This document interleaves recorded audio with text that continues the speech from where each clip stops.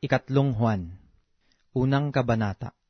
Ang matanda, kay Gayo na minamahal, na aking iniibig sa katotohanan. Minamahal, aking idinadalangin na sa lahat ng mga bagay ay guminhawa ka at bumuti ang iyong katawan, na gaya ng pagginhawa ng iyong kaluluwa. Sapagkat ako'y totoong nagalak ng magsidating ang mga kapatid at mangagpatotoo sa iyong katotohanan, ayon sa paglakad mo sa katotohanan. Wala nang dakilang kagalakan sa ganang akin na gaya nito, na marinig na ang aking mga anak ay nagsisilakad sa katotohanan. Minamahal, ginagawa mo ang tapat na gawa sa lahat ng iyong ginagawa doon sa mga kapatid at sa mga taga-ibang lupa, na siyang nangagpapatotoo ng iyong pag-ibig sa harapan ng iglesia, na iyong gagawan ng magaling kung iyong tutulungan sila ng nararapat sa Diyos sa kanilang paglalakbay. Sapagkat dahil sa pangalan ay nangagsiayon sila na walang kinuhang anuman sa mga hintil. Nararapat nga nating tanggaping mabuti ang mga gayon, upang tayo'y maging kasama sa paggawa sa katotohanan. Ako'y sumulat ng ilang bagay sa iglesia.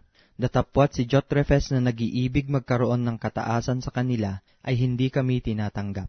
Kaya't kung pumariyan ako, ay ipaaalaala ko ang mga gawang kanyang ginagawa, na nagsasalita ng masasamang salita laban sa amin, at hindi nasisiyahan sa ganito. Ni hindi man niya tinatanggap ang mga kapatid, at silang mga ibig tumanggap ay pinagbabawalan niya at pinalalayas sila sa iglesia. Minamahal, huwag mong tularan ang masama, kundi ang mabuti.